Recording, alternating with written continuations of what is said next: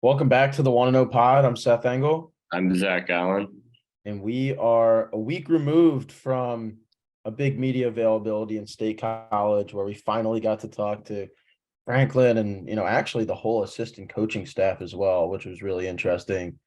And that day, right after we left the facilities, the whole Big Ten world kind of blew up in our face with the scheduling release for 2024 and 2025.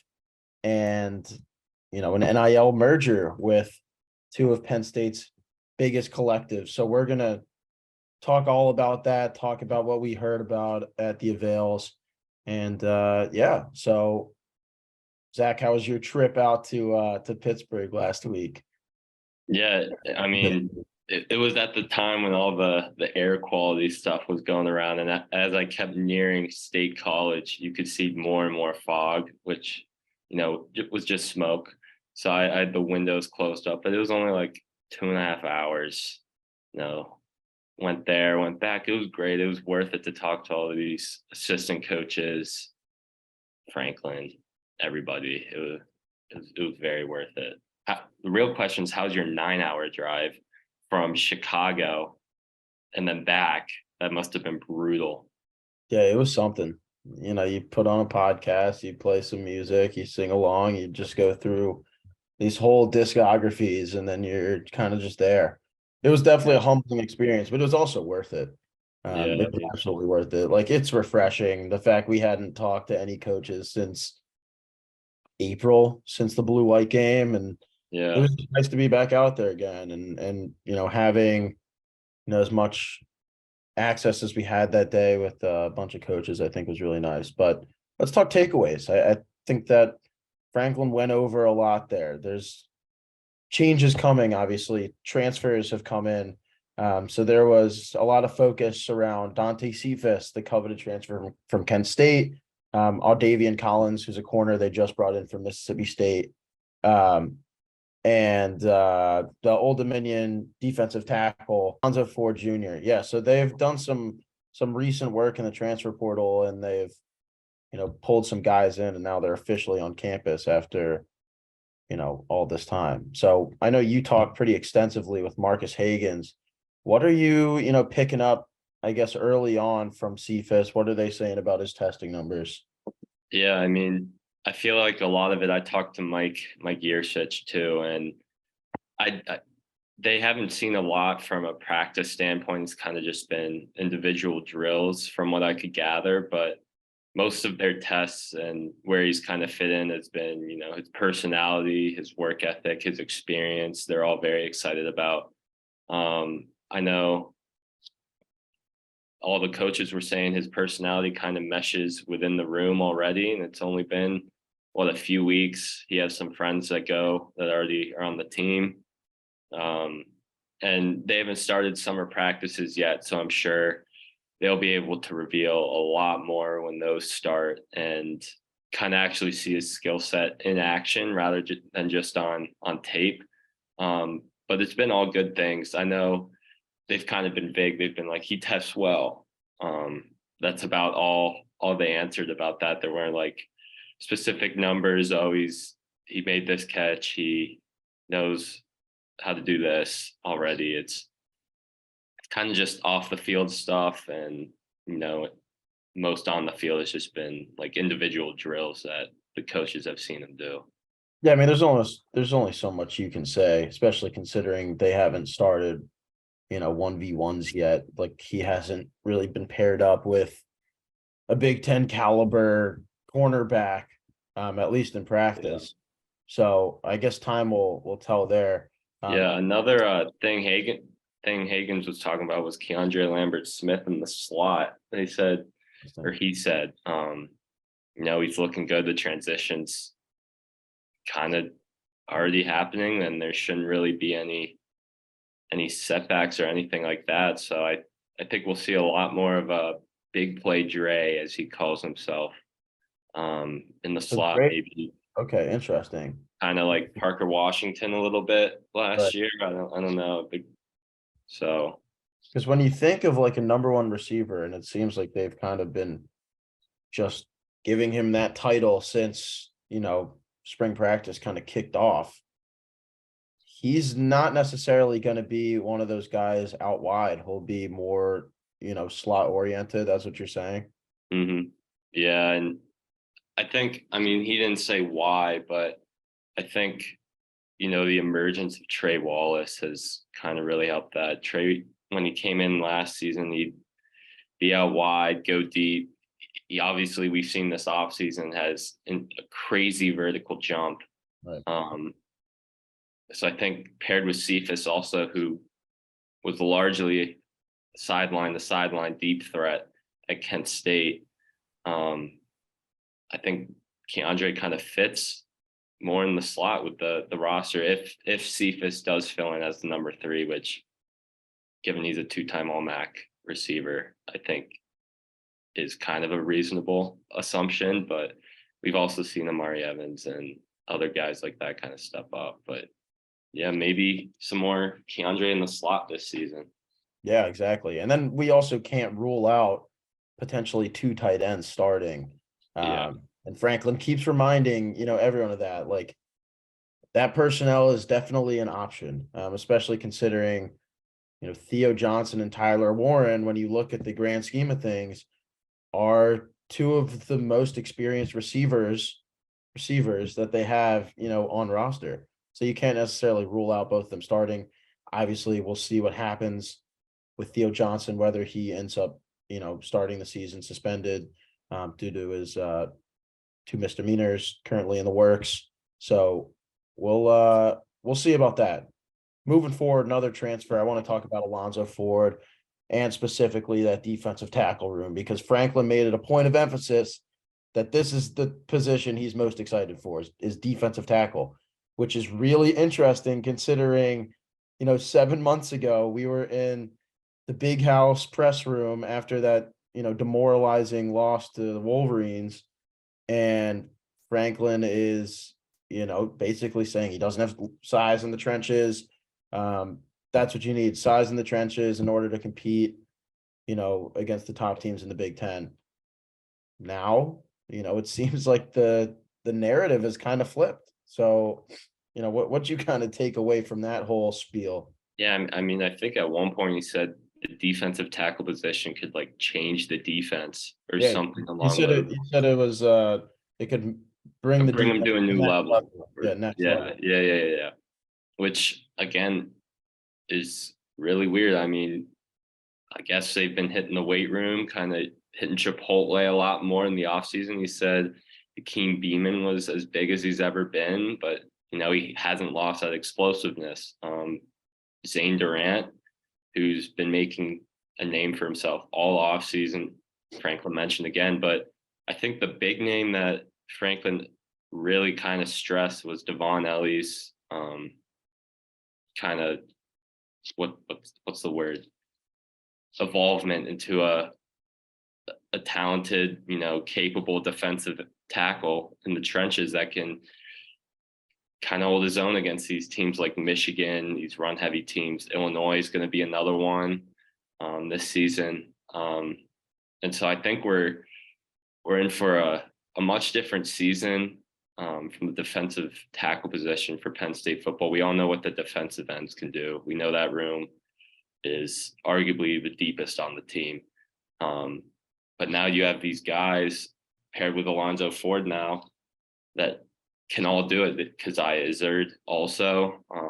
There's probably five defensive tackles that could slot in at any moment, and that are all kind of maybe on the same position on the depth chart. Some are probably ahead of others, but I think it's exciting for Penn State's coaching staff and for Penn State's fan base after watching what Michigan, did to Penn State on the ground last year.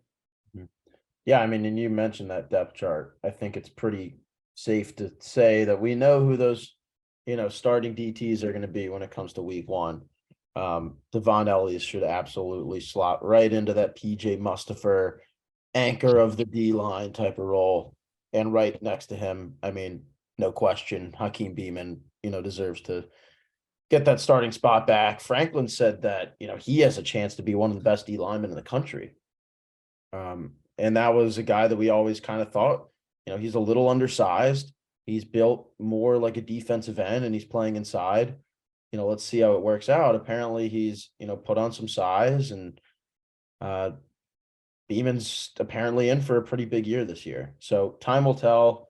Obviously they have the depth as well. I want to fast forward a little bit here because this is big. We left the Lash building, and I think maybe an hour later the schedule came out, and it took the world by storm.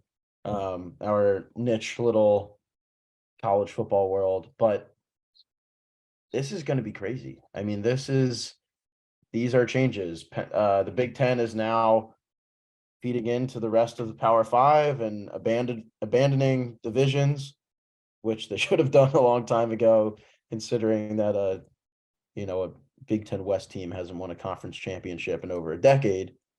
But now we're finally here. USC, UCLA are joining the Big Ten, as we know. Now we're starting to see where some of these, games are going to be played. USC is coming to Happy Valley in 24. That's a big one. On top of that, it's going to be weird. I mean, you look at the schedule, and Penn State does not play Michigan in 2024, and then 2025 they don't play Ohio State. So what's this mean for the whiteout too? I just thought of that. Like, it was always Ohio State, then Michigan, when the other would come to town, barring the last. That's already changed in the past couple of years, anyway. Yeah, I was going to say barring the couple previous seasons with the broadcast stuff. Yeah. But yeah, it's going to be weird seeing Penn State play USC outside of a bowl game, and part of their conference record. I mean, USC comes to town 2024, and then it's UCLA in State College in 2025, and then Penn State travels to USC in 2025. And we kind of talked about we talked to Neely Thursday, I think, and he kind of talked about they don't really know the challenges yet of potentially traveling all the way to California on an away game and then coming back the next week for a home game. Obviously that was like a few hours before they released the schedule. So there's going to be it's a big change. We've already seen big changes the last couple of years, but I think this is up there with any of them that we've seen. Yeah, we really are living in this kind of college football revolution right now. Yeah. And I feel like there are a good amount of people who are like, oh, this is so annoying, like all these changes, like why can't they just like keep it the same way? But this is like super exciting. If I'm being completely honest, this is like change is good. I mean, this is a breakthrough. And, I think in the future, at a certain point, we'll start talking about more of these changes that come, potentially, these big mergers where it ends up like two leagues, where it's one big conference up north and one big one down south. They're, a little mix in between. But there's a lot happening, and it's really cool.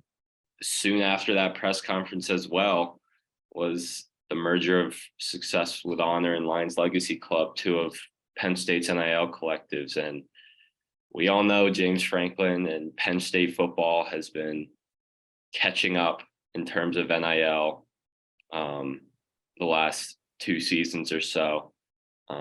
He's always said that. And, they're making moves now. I mean, Lions Legacy Club was obviously just the football NIL collective. Success with Honor had sponsored all 31 varsity teams. And so now they merged together. We don't know what they're going to be up to exactly yet, just that they've merged together. But I don't know what your takeaway was on that. Yeah, the way that I saw it, and this is the way I saw it all along, was that you can't have two competing NIL collectives. It's just not going to work out. Yeah. If you're Penn State, that's not what you want at all. I think in the world of college athletics, alignment, and maybe even the key to any sports franchise or sports, league is alignment all across the board. That's just the number one way to get things done. I know Franklin talks about alignment a lot from a different, multiple different standpoints, whether it's, alignment among conferences in the NCAA or alignment between, his coaching staff in the athletic department. When it comes to NIL, I mean, it can't be a competition. I mean, Yeah, at the end of the day, NIL collectives are there to help market athletes and give them brand sponsorships or whatever. And in turn, hopefully, their success in pumping out, certain sponsorships and marketing deals will then look good in recruiting and, bring in more talented athletes. So the fact that they're merging is great. Success with Honor and Lions Legacy Club are very different. Success with Honor was more of that OG kind of, set up by Penn State. yeah, like Penn State was trying to be like, I don't know, really like ethical about NIL in the beginning. They were trying to Yeah, teach them how to be entrepreneurs, and they were really keen on education and teaching, athletes what to do with their money, which is good. And I think that's still, an important issue that should be but taught. But that was like their main thing. yeah, Lions it can't be the Club, main. right. Lions comes in and, that's a collective that was football exclusive. They weren't doing all 31 sports. And it was more similar to what the SEC had already been doing for like a year or two. Yeah, So I mean, their CEO was football. They're just football all the way through, and it's like what my parents told me about parenting. You got to be a unified front, and exactly. now Penn State's NIL world is unified. Yeah. I mean, the moment I saw, I don't know if you remember back in April, but West Shore Home, um, had that Yeah, breakthrough seven-figure deal, where we start like I think that was the first time we had finally heard numbers as it relates to yeah, like finances coming in. Like, what does Penn State's NIL situation look like? Like, how much money are we really talking here that could actually help these students? Um, so I mean, that's Lions Legacy Club. I think that the fact that they like lock up that deal tells you a lot about where they are and then why we hadn't really heard anything of the sort from Success with Honor. So yeah. it's a good thing for Penn State. It's a very good thing. I think the program's in a good spot. Like we've talked about this a lot. It's just, I mean, they're doing things that I think the good programs in the country should be doing. Like that's basically the bottom line. Yeah, I mean, Talk about NIL. You can also talk about, staff size increases. Penn State just hired Bob Palco, who's a Western Pennsylvania coaching legend. Added him to it created a new position for him to come in and recruit. So, I mean, they're doing what they have to do. Pat Kraft is giving them the resources and the time. And that's really, what it takes to be successful in college football is investment. yeah, and then I mean, kind of going off of staff sizing, the analysts they brought in 3 analysts for all 3 facets of the game. Ola Adams had NFL coaching experience, and now he's an analyst for Penn State, and I think Franklin's just really making an effort, and Pat Kraft too. This all probably starts with Pat Kraft to give this program the resources to go out and get a national championship. Yeah, exactly. I mean, you talk about staff size, you talk about analysts. The thing that's cool about these support staffs is that they all kind of intertwine in a way when it comes to recruiting. Maybe some of these analysts are more focused on an on-field result. They have more of a say when it comes to the playbook and practices and preparation. But at the same time, like that's just another connection you have on your board. That's another connection that knows someone else from another school in another state that maybe the position coach who's going to be the primary recruiter doesn't know. So, I mean, when you add all these analysts and these recruiting staffers from all these different parts of the country, like you're really opening up to the entire country, their whole recruiting board. That's why, for more or less, like Penn State has been able to recruit in Alabama, in like very successfully in Virginia, and dipping into Georgia, like Florida, they already have 3 commits for 2024. Like, I mean, these are places they haven't really hit consistently before. And now we're starting to see that kind of happen. Yeah, So, and even in Pennsylvania, I mean, Bob Palco now, James Franklin's whole thing is best in PA, stay in PA. And I think adding him just really even adds to that more. yeah. I mean, you build a core, right? So you see the core coaching staff, most of the guys are pretty local. If you look at, the position coaches, most of them are from the Northeast area.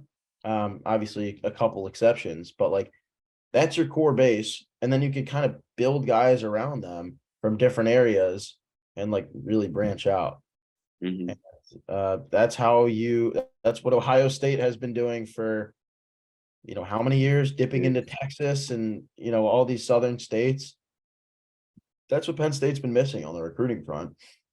And now we're starting to see that come through because they're just adding staffers. They're completely building on their football program, taking this Rose Bowl win, and they're completely building on it, which Franklin, I said before, like he didn't think that Penn State did enough after they went to the Rose Bowl against USC in 2016.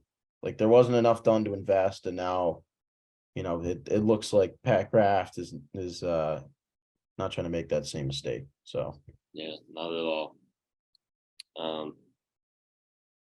Yeah, I think that's about all.